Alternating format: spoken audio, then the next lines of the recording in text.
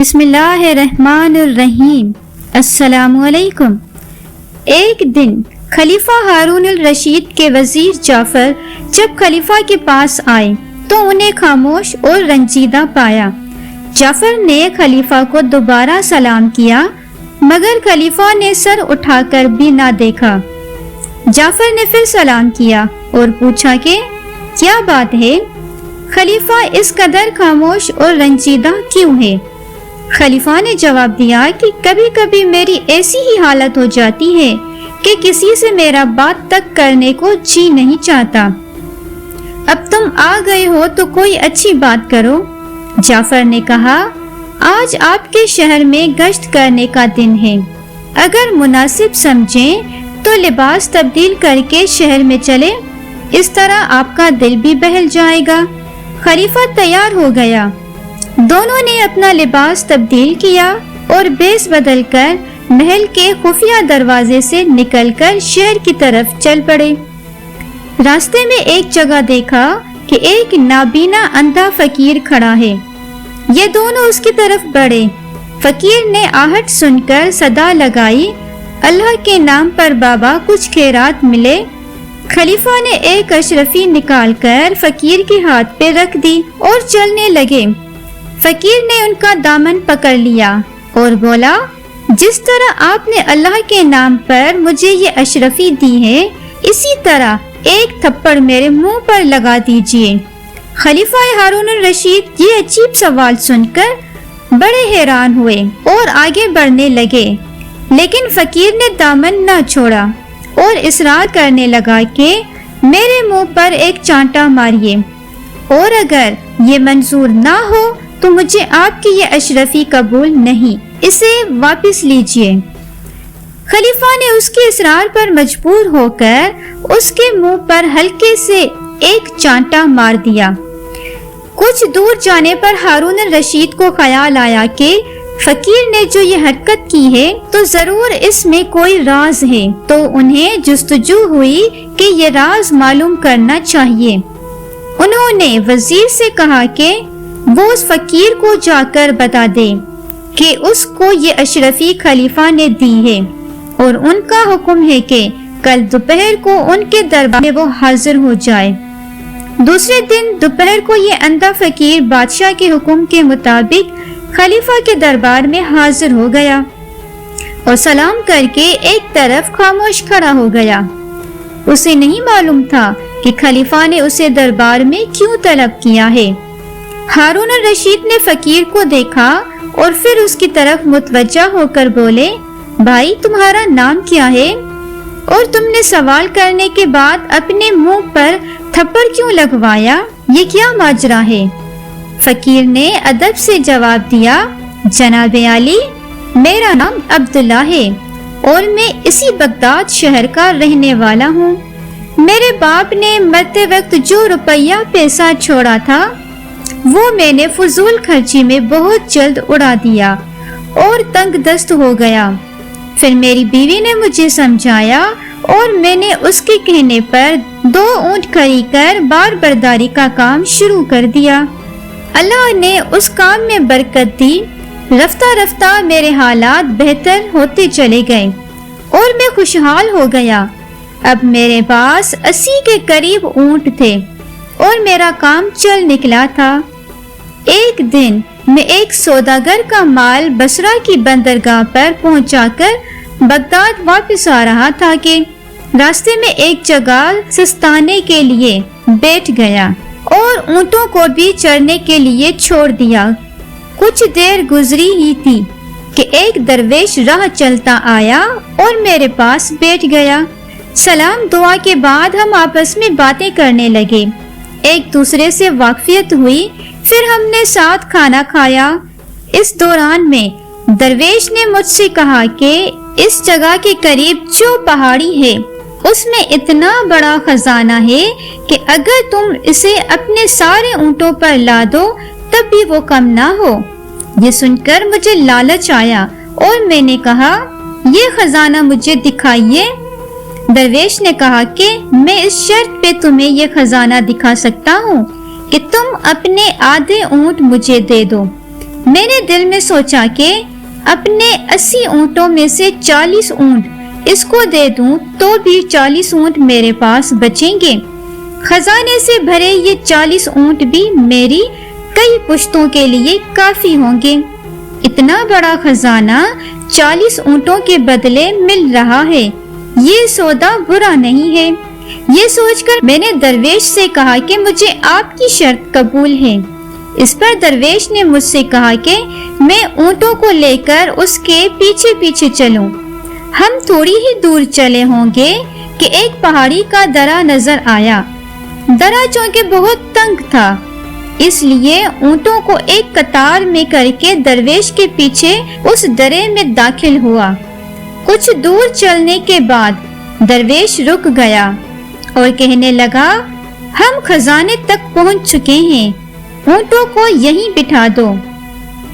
میں نے اس کے کہنے پر اونٹوں کو بٹھا دیا، پھر وہ مجھے لے کر آگے چلا۔ چند قدم چل کر اس نے لکڑیاں جمع کر کے آگ جلائی اور آگ پر کوئی خوشبودار سفوف چھڑک کر کچھ پڑھنے لگا جسے میں سمجھ نہ سکا۔ کچھ دیر بعد اچانک زمین لرزنے لگی اور ایک جگہ سے زمین پھٹ گئی۔ جس جگہ یہ زمین پھٹی وہاں ایک عالیشان دروازہ نظر آیا۔ درویش نے مجھے اشارہ کیا کہ آؤ، پھر ہم دونوں اس دروازے کے اندر داخل ہو گئے۔ عالی جناب، جب میں اندر گیا تو میری آنکھیں پھٹی کی پھٹی رہ گئیں۔ ہر طرف ہیرے جواہرات اور اشرفیوں کے انبار لگے ہوئے تھے۔ میں خزانے کو دیکھتے ہی لالچیوں کی طرف چپٹا اور یہ زر و جواہر اپنے اونٹوں پر لادنے شروع کر دیے۔ جب تمام اونٹ بھر گئے اور ہم واپس جانے کے لیے دروازے سے نکلنے لگے تو درویش نے چاندی کی ایک ڈبیا ایک صندوق سے نکالی اور مجھے دکھا کر اپنے جیب میں رکھ لی۔ اس کے بعد اس نے پھر کچھ پڑھنا شروع کیا جس کو میں سمجھ نہ سکا۔ ہم ابھی دروازے سے نکلے ہی تھے کہ زمین ہلی اور پھر خزانے کا دروازہ خود بخود بند ہو گیا۔ ہم پھر اسی درے میں پہنچ گئے جہاں سے گزر کر آئے تھے۔ درے سے نکل کر درویش اپنے 40 اونٹ لے کر ایک طرف کو چلا اور میں اپنے باقی 40 اونٹ لے کر بغداد کی طرف روانہ ہوا۔ ایک خلیفہ، میں اب کچھ قدم ہی چلا ہوں گا کہ میرے دل میں اچانک خیال آیا کہ بلا وجہ میں نے 40 اونٹ درویش کو دے دیے۔ اگر یہ بھی میرے پاس ہوتے تو کتنا بڑا خزانہ میرے پاس ہوتا۔ میں نے یہ تو سوچا نہیں کہ درویش ہی کی بدولت مجھے مفت میں اتنا بڑا مال مل گیا، اور اپنے 40 اونٹ ہاتھ سے نکل جانے کا افسوس کرنے لگا۔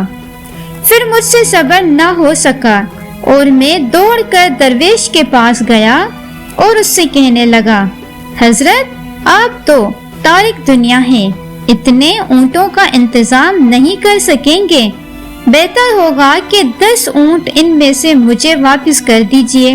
میری یہ بات سن کر درویش نے کچھ کہے بغیر ان میں سے 10 اونٹ مجھے واپس کر دیے اور 30 اونٹ لے کر وہاں سے چلا گیا۔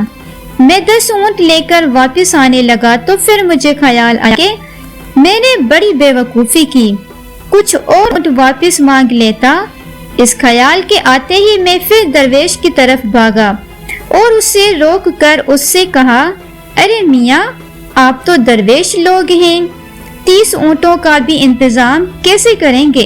میں اس کام سے واقف ہوں، اونٹوں کی دیکھ بھال کرنا جانتا ہوں، اس لیے کہ میں ان کی دیکھ بھال کرتا رہتا ہوں، بہتر ہے کہ آپ 20 اونٹ مجھے اور دے دیں۔ درویش نے اب بھی کچھ نہ کہا، خاموشی سے 20 اونٹ میرے حوالے کر دیے اور 10 اونٹ لے کر چل دیا۔ عالی جناب، میں لالچ میں اندھا ہو رہا تھا۔ میں نے سوچا کہ کسی ترتیب سے باقی 10 اونٹ بھی درویش سے واپس لے لوں۔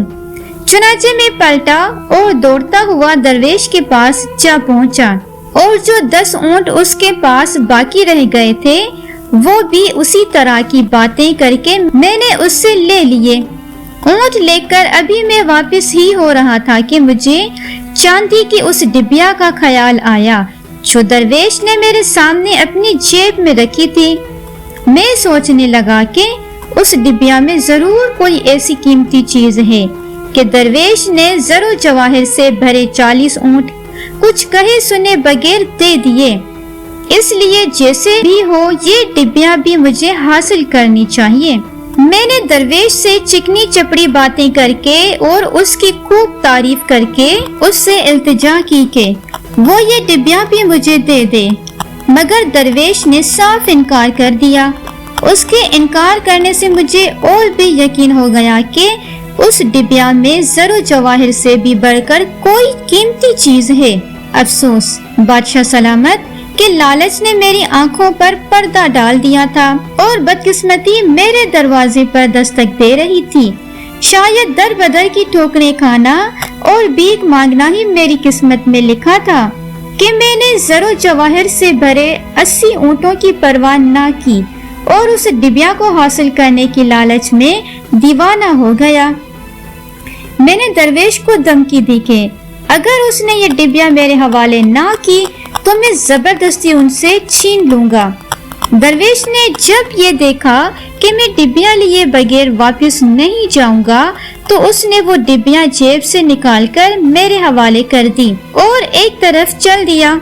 میں نے اسے روکا اور کہا کہ تم نے ڈبیا تو دے دی مگر اس میں ہے کیا یہ بھی تو بتاتے جاؤ۔ درویش نے جواب دیا کہ اس میں ایک عجیب قسم کا سرما ہے، اگر اس سرمے کو دائیں آنکھ میں لگاؤ تو زمین میں دفن ساری دنیا کے خزانے نظر آ جاتے ہیں۔ میں یہ سن کر بہت خوش ہوا اور میں نے درویش سے کہا کہ وہ یہ سرما میری دائیں آنکھ میں لگا دیں۔ پہلے تو درویش نے انکار کیا، پھر جب میں نے اصرار کیا تو اس نے ڈبیا میں سے سرما دانی نکال کر ایک سلائی سے جو سرما دانی کے ساتھ رکھی تھی سرما میری دائیں آنکھ میں لگا دیا۔ سرما لگاتے ہی مجھے زمین کے پوشیدہ خزانے نظر آنے لگے۔ میں نے سوچا کہ ایک آنکھ میں سرما لگانے کی تو یہ تاثیر ہے، اگر دونوں آنکھوں میں یہ سرما لگا دیا جائے تو اور نہ جانے کیا کیا پوشیدہ چیزیں نظر آنے لگیں گی۔ چنانچہ میں نے درویش سے کہا کہ وہ میری بائیں آنکھ میں بھی یہ سرما لگا دے۔ میری یہ بات سن کر وہ بولا کہ میں ایسا نہیں کروں گا، اس کی تاثیر الٹی ہے، اگر بائیں آنکھ میں تم نے یہ سرما لگوایا تو نقصان اٹھاؤ گے، اندھے ہو جاؤ گے۔ میں نے سوچا کہ درویش جھوٹ بول رہا ہے، بھلا ایک چیز ایک ہی وقت میں فائدہ اور نقصان کیسے دے سکتی ہے؟ اس میں ضرور کوئی بڑا فائدہ ہے جو میری دوسری آنکھ میں سرما لگانے نہیں دے رہا۔ میں نے اسے اصرار کیا کہ وہ میری بائیں آنکھ میں بھی سرما لگا دیں۔ درویش نہ مانا، میں اصرار کرتا رہا اور وہ انکار۔ آخرکار میں نے تنگ آ کر کہا اگر اس نے میری بائیں آنکھ میں سرما لگانے سے انکار کیا تو میں اسے جان سے مار ڈالوں گا۔ یہ کہہ کر میں اس کی طرف بڑھا تو وہ کہنے لگا اچھا ٹھیک ہے، اگر تم اس قدر ضد کرتے ہو تو میں تمہاری بائیں آنکھ میں بھی یہ سرما لگا ہی دیتا ہوں، مگر اس کا گناہ مجھ پر نہ ہوگا۔ تمہیں جو نقصان پہنچے گا اس کے ذمہ دار تم خود ہوگے۔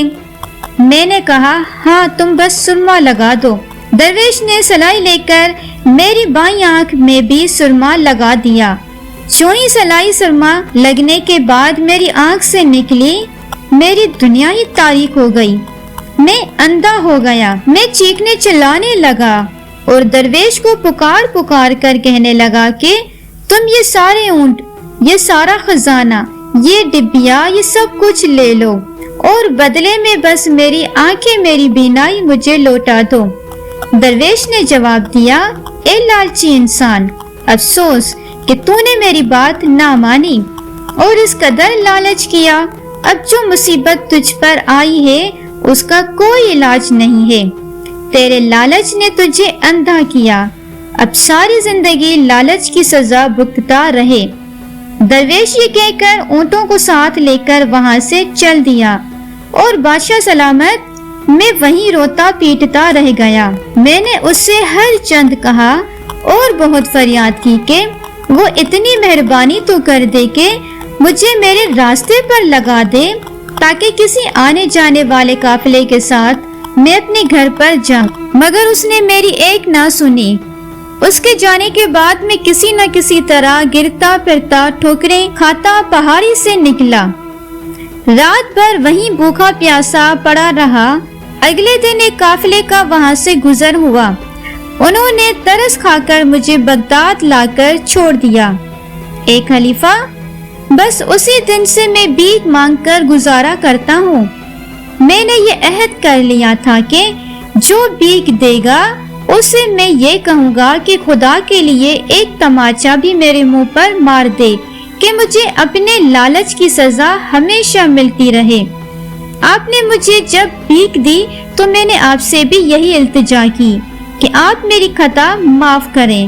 خلیفہ نے نابینا فقیر کی کہانی سن کر کہا، واقعی تمہاری کہانی عبرتناک ہے۔ لالچ کا انجام برا ہوتا ہے۔ خیر، اب تم بھیک مانگنا اور تھپڑ کھانا چھوڑ دو، تمہیں کافی سزا مل گئی۔ آج سے تمہیں روزانہ شاہی خزانے سے 4 درم ملتے رہیں گے، جو تمہاری گزر بسر کے لیے کافی ہیں۔ یہ کہہ کر بادشاہ نے اندھے فقیر کو جانے کی اجازت دے دی۔